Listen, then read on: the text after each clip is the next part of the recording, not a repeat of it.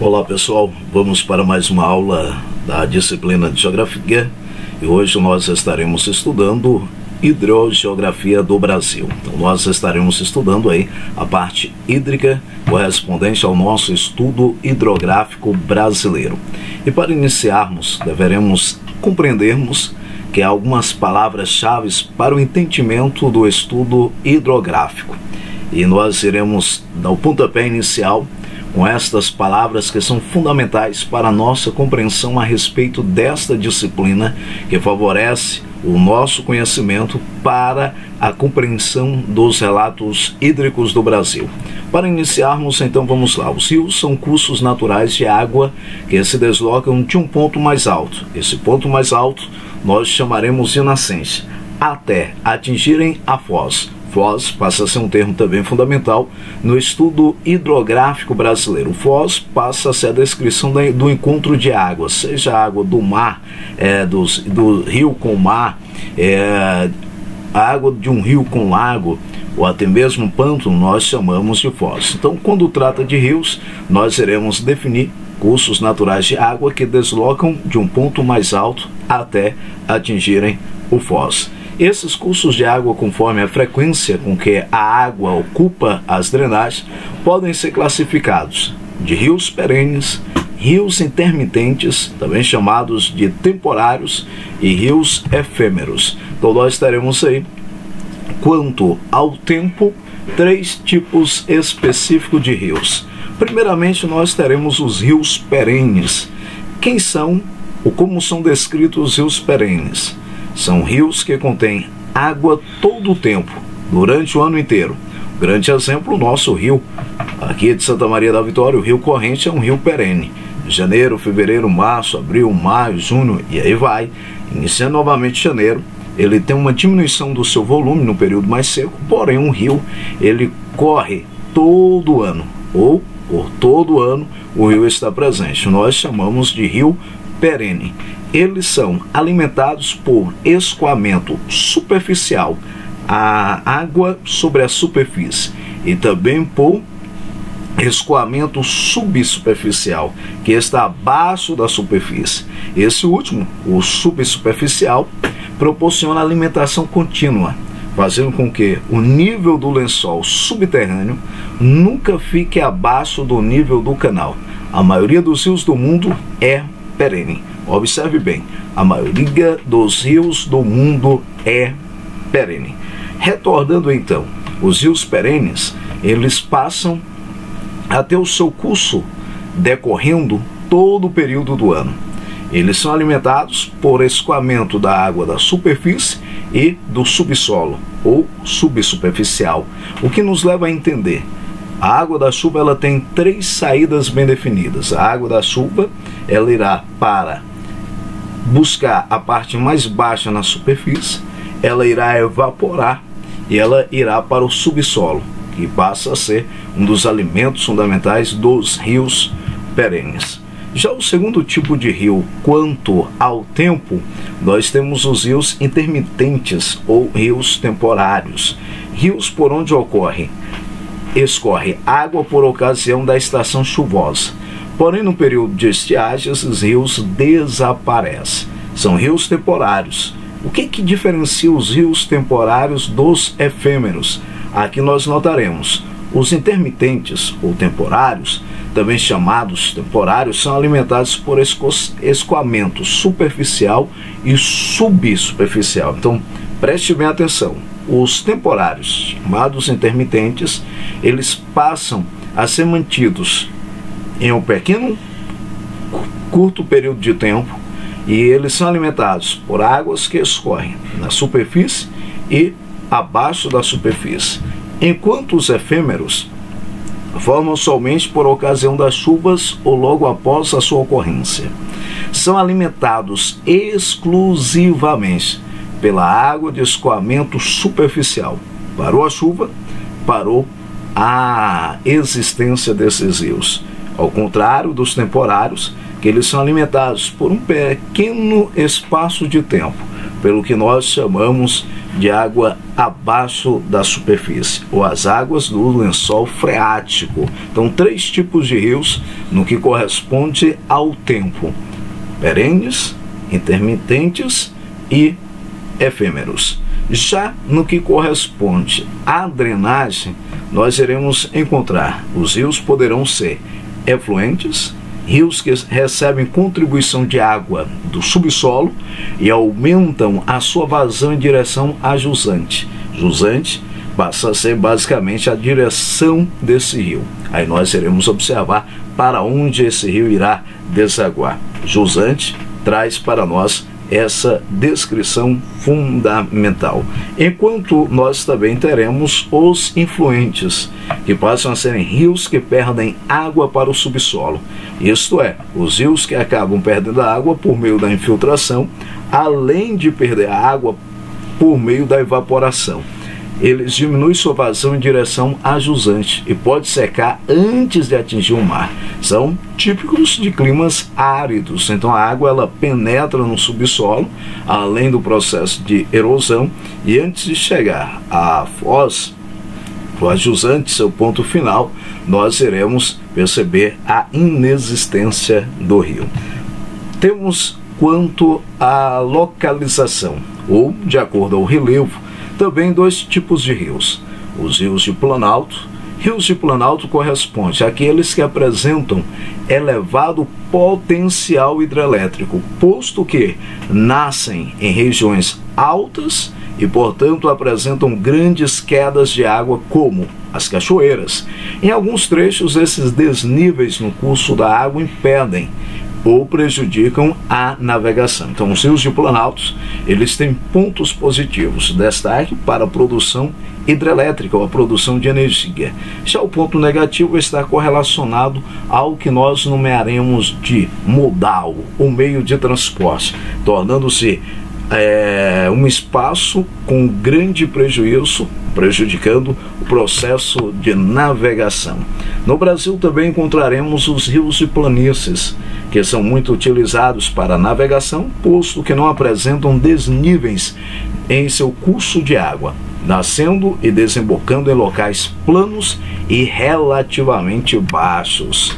Aqui nós temos um olhar para o mapa hidrográfico brasileiro, algo que nós já comentamos com vocês. Ao olhar para o mapa, busque sempre o título do mapa. Nesse aqui nós não temos uma descrição específica trazendo o título do mapa, mas ao olharmos dá para entendermos pela legenda que corresponde bacias hidrográficas. E aí, olhando para o mapa pelas cores, nós teremos a bacia amazônica. Um grande destaque da bacia amazônica, e nós poderemos compreendermos que ela é a maior bacia hidrográfica do mundo, com cerca de 7 milhões de quilômetros quadrados. Ocupa 42% do território brasileiro e se estende por outros 6 países da América do Sul: Peru, Bolívia, Colômbia, Equador, Guiana e Venezuela. Notaremos ainda, a respeito dessa bacia amazônica, que nós poderemos compreender no que se trata basicamente ao contexto do rio. Ao entrar no Brasil, lembrando que o rio ele não nasce, o rio Amazônia, ele não nasce no nosso território, nasce no país do Peru, e iremos observar que um grupo formado por pesquisadores do Instituto Nacional de Pesquisas Espaciais, do IBGE, e também da ANA, Agência Nacional de Águas, e por representantes do Instituto Geográfico Nacional do Peru, organizaram em 2007 uma expedição para consolidar a localização da nascente do rio Amazonas. Segundo tal expedição, esse rio possui uma extensão superior a 6.850 quilômetros, superando o rio Nilo na África, até então o maior rio do mundo. Então notaremos o surgimento dele está no Peru. Ao entrar no Brasil, recebe o título de Rio Amazonas, dá origem ao Rio Amazonas, muda de nome, passando a se chamar Solimões. Então, entrou no Brasil, nome do rio, Solimões. Ao confluir com o Rio Negro, no estado do Amazonas, o rio passa a ser finalmente denominado Amazonas. A largura média desse rio varia entre 4 e 5 quilômetros, sendo utilizado como hidrovia e para atividade de pesca. Notaremos ainda que o rio Amazonas possui mais de 7.000 afluentes. Então, a maior bacia hidrográfica do mundo possui o maior rio do mundo. E aí nós iremos encontrar dois pontos fundamentais sobre o rio Amazonas. Ele não nasce no nosso território nacional, nasce no Peru. Ao entrar nas terras brasileiras, recebe o nome Solimões. Ao encontrar com o Rio Negro, daí o nome Rio Amazonas. A sua vertente está no Oceano Atlântico. O que seria a vertente? O ponto final do rio. E aí nós iremos encontrar Rio Amazonas, a sua vertente no Oceano Atlântico. Perceberemos também a bacia hidrográfica do Amapá, a bacia hidrográfica do Nordeste, uma grande presença de rios intermitentes, a bacia hidrográfica do Tocantins, ou Araguaia-Tocantins. Esse aqui também é importante para nós, porque esta é a maior bacia hidrográfica apenas no território brasileiro, apenas no território brasileiro. É a nossa maior bacia hidrográfica, compondo aí um rio com grande extensão em nosso território, nascendo no ponto central do Brasil e tendo a sua vertente em direção ao norte, Oceano Atlântico. Depois aparece para nós uma bacia que é correlacionada diretamente com o nosso contexto locacional, que é o rio São Francisco, a bacia do rio São Francisco. Esse passa a ser um rio de planalto e é destaque por cortar o que nós chamaremos aí do semiárido do território brasileiro. Depois perceberemos o Rio Leste, notaremos que ele também se encontra em grande parte do Nordeste, destaque para o estado da Bahia, abrangendo espaço em que nós iremos notar exclusivamente parte do Sudeste. Teremos a bacia do Sudeste, aí um grande destaque para a parte litorânea do Brasil.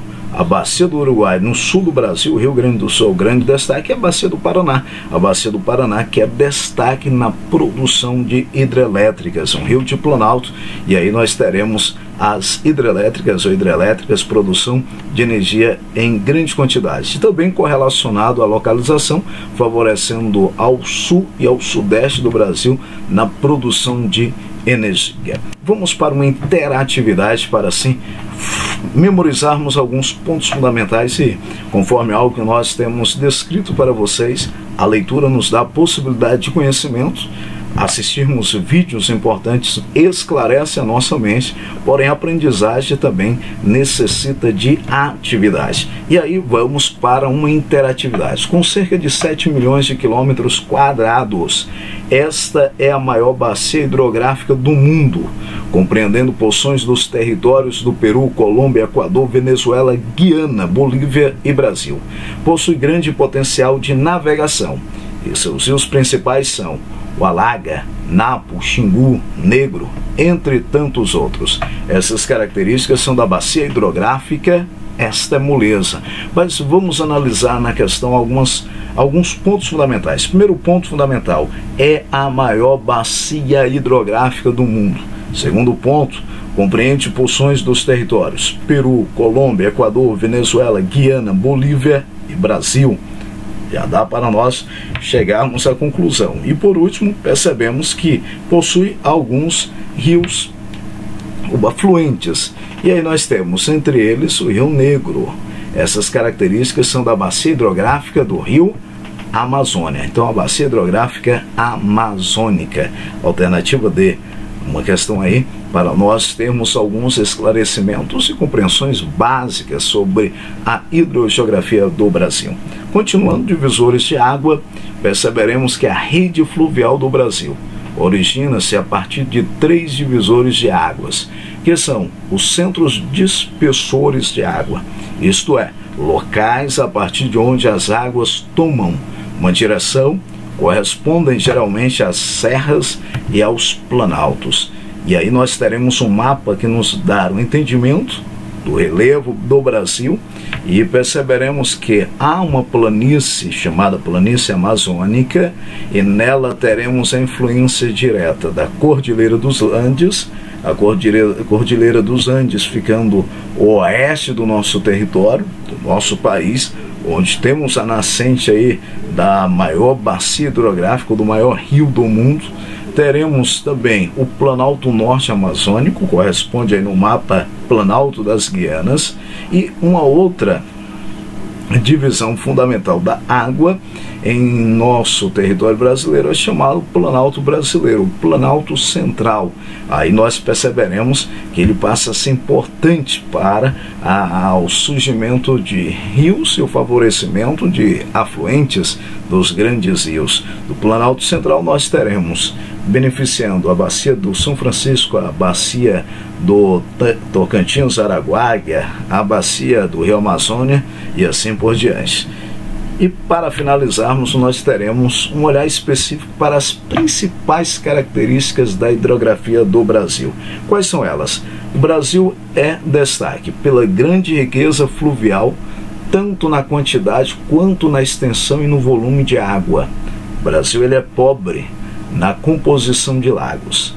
E predomina em nosso território o regime pluvial. O que seria regime pluvial? O regime nos leva a entendermos a origem dos rios. O rio ele poderá ser pluvial. Plu corresponde às chuvas. Ele poderá ser correlacionado a um regime diretamente associado ao descongelar de geleiras. Aí nós poderemos chamar de nival. Poderemos entender rios considerados mistos, que tem a somatória de mais de um. Porém, no Brasil, o regime ele passa a ser pluvial, que corresponde basicamente que os nossos rios eles são abastecidos pelas águas da chuva. Então, as chuvas em si, ela favorece ao que nós chamamos aí diretamente do contexto hidrográfico brasileiro. Outras características que nós encontraremos: o predomínio dos rios no Brasil são perenes e as bacias exorreicas, ou seja, elas desaguam no mar. Então a direção final dos nossos rios corresponde ao desaguar no Oceano Atlântico. E o predomínio de foz do tipo estuário.